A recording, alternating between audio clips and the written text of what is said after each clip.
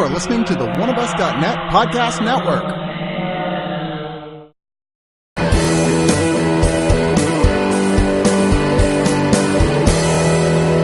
So, were you beguiled by The Beguiled? Because I was beguiled by the original The Beguiled. I was too. I think the audience is going to be the most beguiled out of the entire cast of The Beguiled. I was positively entranced. Now, see, you ruined the whole beguiled thing. Yeah, exactly. You're such a party pooper, Richard. I know, that's why you keep me around. Whereas Frank plays along. Thank you, I play Frank. along, sure. Yeah. We're talking about the remake by Sophia Coppola, the apparently controversial remake. Oh, don't make me. That's such a small bit of controversy. Yeah, it's unimportant. I don't want to say unimportant, but Well, remake of... No. We'll touch on that because I actually think it's very important, the fact that it has become a controversy. Yeah. But we'll get onto that. Okay. Yeah, the original one was directed by Don Siegel, was a vehicle for Clint Eastwood in the role that here is being played by Colin Farrell. Mm-hmm. And I'm not really clear on how well it performed at the time. I never even heard of it till they sent me out a Clint Eastwood set, and I was like, haven't heard of this one. Put it in and was like, oh my god, that was amazing. I think about it from my biography on Clint Eastwood. I thought, oh my god, it's that scene where he accuses the principal of like what she does, and I was like, I have to watch this movie. It's a smaller Clint Eastwood film, but it wasn't intended to be one of his big ones. It was really with him. Yeah. I want to. It was his. It was in the middle of his one for the studio, one for me phase. Yeah. Continuing to his long-term relationship with Don Siegel, which he made quite a few very quality films with. But this was by far their darkest film. Oh, I mean, this is a very morally ambiguous, which he was doing very well at the time. But I think this was arguably his most morally ambiguous film ever. Oh yeah, absolutely. And to its strength, but it kind of fits into this point where in his career where his performance is not quite villain, but not quite anti-hero. Right. But then it doesn't give anybody any good points. This is a film about everybody is to a certain degree disreputable. Yeah, it's a dismantling of the whole idea of the acceptable Civil War, that everybody was slightly nice somehow. And both these films, this and the remake, sort of start along the same path here, which is the American Civil War, 1863.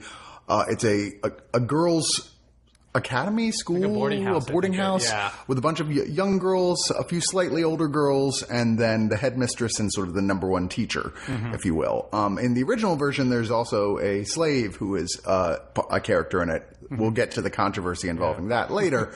But the littlest girl finds a wounded Union soldier out in the woods, and her being, just a sweet, innocent child, helps him back to the house, and they're all like, oh! It's the Christian thing to do. But they agree the Christian thing to do is save him. They lock him in a room, and they gradually heal him, and one by one, they all start to have a connection with him, and he's charming.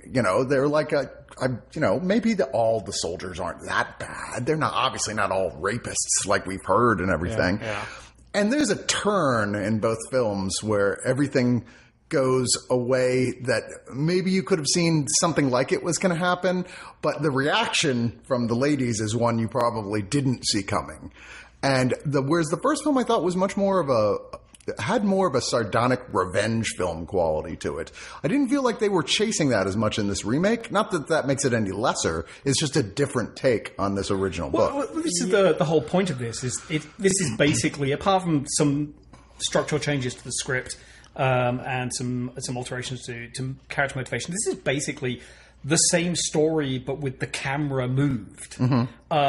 Because part of the original is that it is told from Eastwood's character's POV. Yeah. And he suddenly realizes that his attempts to manipulate this household full of women really are just backfiring very badly.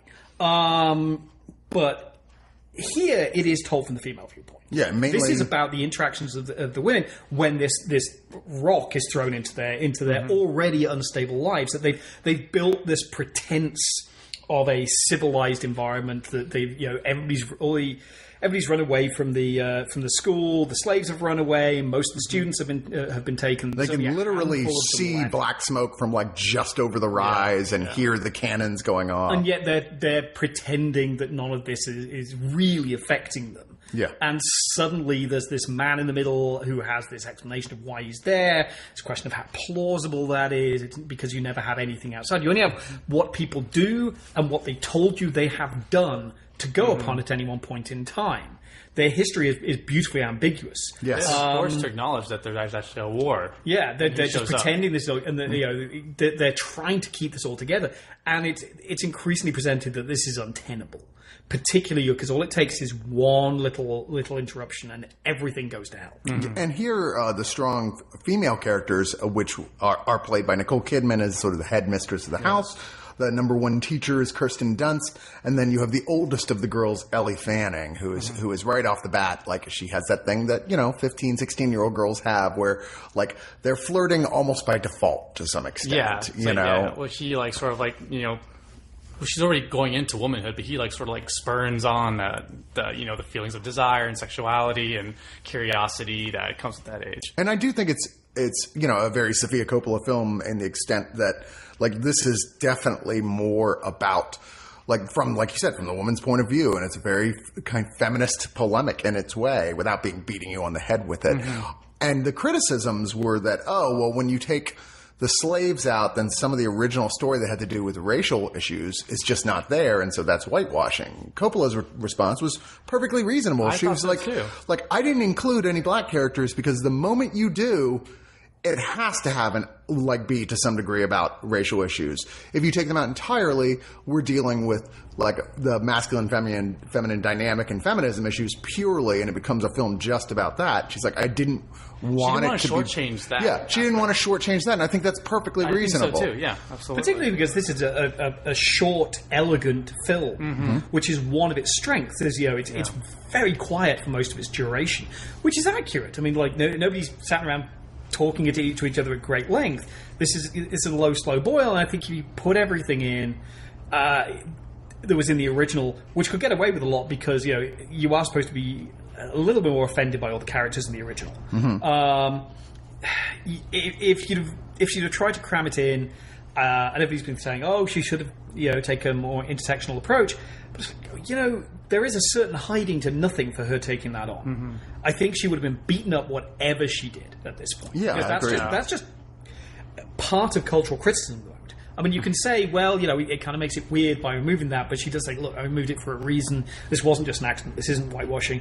And in these environments, a lot of times slaves did run away, so that's not ahistorical or inaccurate. Yeah. And it is she actually turns that into part of the story by having the girls working in the fields, and you can feel the disgust that these Southern belles are having to get their hands dirty, and that they're really angry about it. But you feel it's so authentic in a way as well. Which actually works. So it's not like she just cuts them out. She does say, well, what happens? And that's part of what is unlikable about the characters here is that they don't go, well, we have to. You can feel them going like, this is beneath me to a certain point. Yeah. And only the youngest of the girls who think, this is rather wonderful, I get to go foraging in the woods and it's kind of cool, they're okay with it. Everybody has to be told, you need to go do this. You need to repeatedly do your chores. And one of the things I really liked about this was that I've always found Coppola,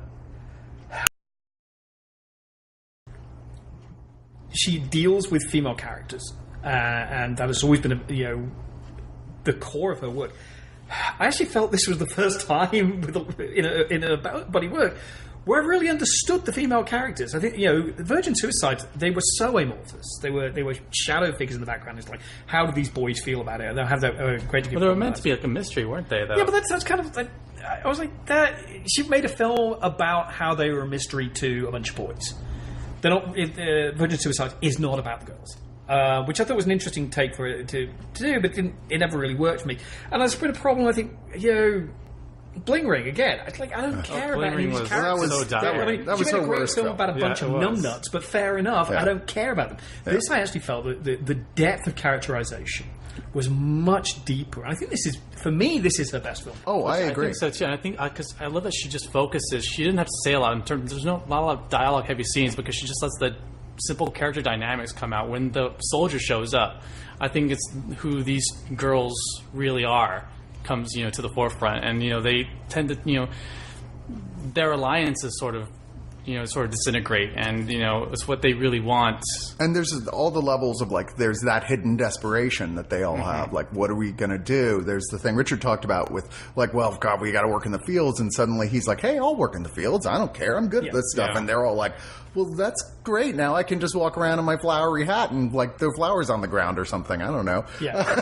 It's like it can be a lady. Yeah. And he is so playing on all the things that he knows he wants. But what's interesting here is I thought that in the original film, he had more. It was almost like he had more of a specific and sardonic plan. Yeah. Whereas here, it's more like he really is genuinely trying to be grateful and nice. But I mean, while part of that being please, I hope these ladies don't turn me over to not the Union, the Confederates. Yeah. But I mean, you get that. Okay, I think this is really a nice guy who's found himself in a weird situation. A lot of times, which I really loved. But I think a lot of people are in this movie. But his misogyny comes so to the forefront, which was, I mean, it was this fucking Civil War. There was a lot of that going around when something happens that disrupts his sense of self in a very real physical way, and we see who he really is. But I couldn't hate him as well during that time in that context and what that meant for him. I could understand where he was coming from. To some extent, yeah. I mean, it's a very shocking moment for anyone, but it's also interesting the film chooses to have him start to reel back from that at one point, to go, okay, I realized I overreacted. You understand, right? And it really becomes fascinating that doesn't matter anymore at that point to these female characters. They're like, no, we're done. Yeah. Well, but then there's even internal betrayal in their responses. Yeah. This is very much about a bunch of characters who, when their lives are disrupted, they become... Their own motivations come to the fore. And they are internally contradictory, and they set themselves... it sets them at odds with each other. And... to a certain degree, they turn on the thing that has caused the disruption, ignoring the fact that they don't really like each other that much. No. Yeah. They're just stuck together. And what I loved about this film is that while you have this character, Colin Farrell, yet another great performance, that will probably not be given him. He will not be given as much credit as he deserves. Once again, he never is. But I think he's probably going to get that for Killing of a Sacred Deer. I think that's probably going to, he's going to be picking up his independent spiritual from everything I've heard.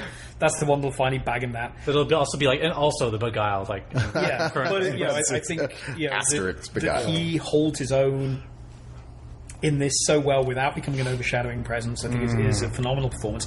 This is one of Kidman's best performances in a while. I'll give it I'll take probably a decade and a half, probably longer than that. I think this is really excellent work by her. Kirsten Dunst as well. I know. This is one of the best of her career. Oh yeah. Right here, easily. And Elle Fanning, who is only getting better. Yeah, she's proven that she's like the secret weapon here of if you need a young actress in something. Like her in 20th Century Woman was like, that was an eye-opener of a performance where you're like, damn, this girl's got it going on. Yeah. Meanwhile, Dakota's like, what the fuck? I'm still here. Yeah, I know. Poor Dakota Fanning. I always forget about her, that she even exists. Sorry.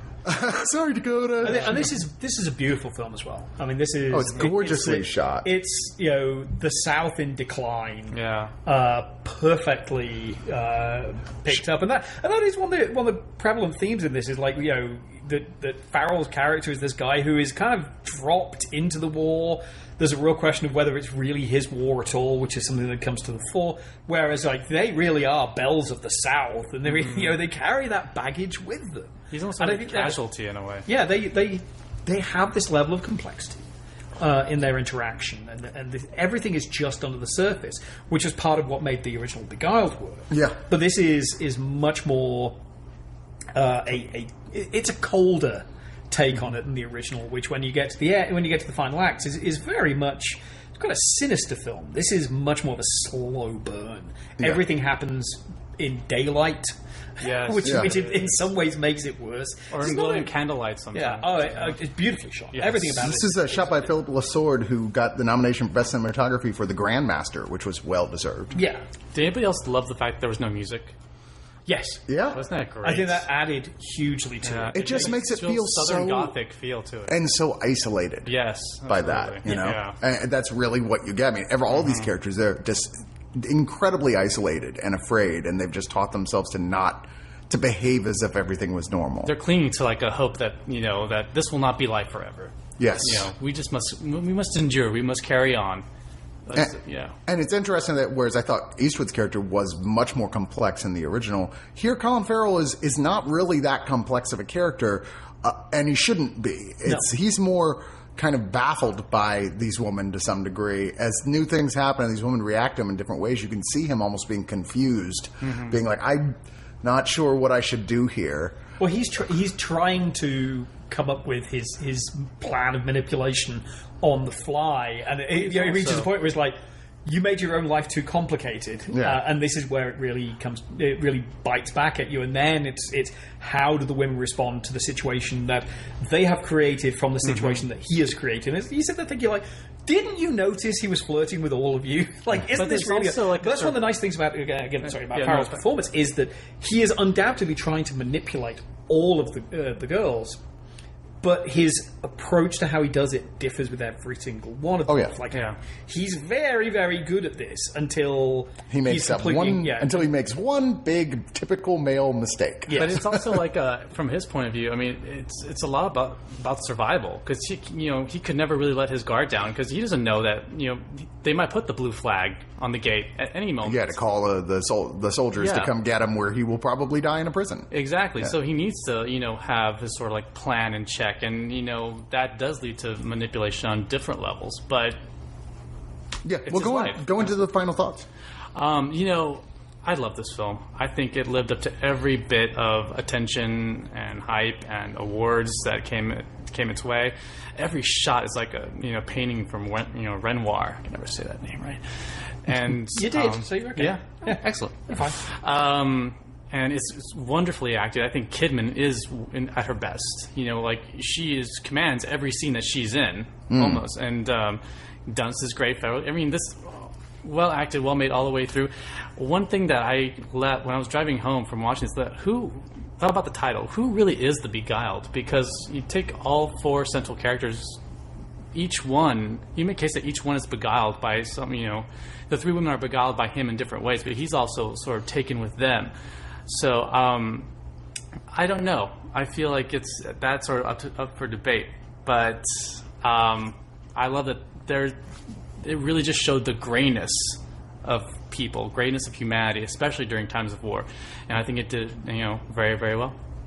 And so you give it? I think I will give this 9 out of 10 mushrooms. Richard? This is Coppola's best work by far. I think this is her maturing as a director, and her ability to bring something extraordinary out of her cast here in such an elegant, small, quiet environment. I mean, this never leaves the confines of the school, except a few trips into the woods for mushroom foraging. It's an extraordinary, delicate, and yet incisive achievement. And I give it 8 out of 10 long staircases. There's a lot of those shot here. I keep. It's hard not to, and loving the original like I do, to not keep comparing it. And I think they're both really solid films. But I also think, despite being almost essentially the same movie, with the difference of the POV changing, like same plot, they're incredibly different films nonetheless. Yeah. Tonally, stylistically, the conclusion I think has such a different feeling in both films. And like I said, with the original, was almost a little genre-y. Like by the end, you were kind of like, okay, it was fun in that sort of like crazy 70s revenge way, just transported to the antebellum South. Here, it's not. It's so quiet. At the point where there's a point in the film where Colin Farrell's just screaming, and it's upsetting because it's the first really loud thing that's happened in this very quiet, delicately put together little film. Such terrific performances across the board here. Once again, arguably Coppola's best. I really loved Somewhere, but I probably need to revisit it as well at some point. But I thought that was terrific, so I kind of put this right at the same level as that for me. I really recommend this, but go into it knowing that, yes, this is a slow burn film. It is an arty film. It's just one of those, the perfection of quiet and all the things you can see through the fog. I give this 8 out of 10 gimpy soldiers. Now the big question is, when do we get Sophia Coppola's Play Misty for me? It seems like a film she would take on. Yeah, I think so. Yeah. Good call, Richard. I'm going to call Sophia right now. I want points. Tell her welcome back.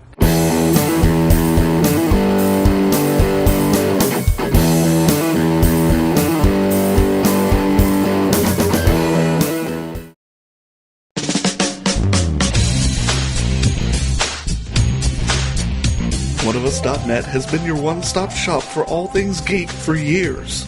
But there's a side to them many of you have never heard. The subscription side. Subscribe and listen to great podcasts like The Breakfast Pub, The Original Gentleman, and the Watch a Movie With Us series. Head on over to Oneofus.net and don't forget your towel.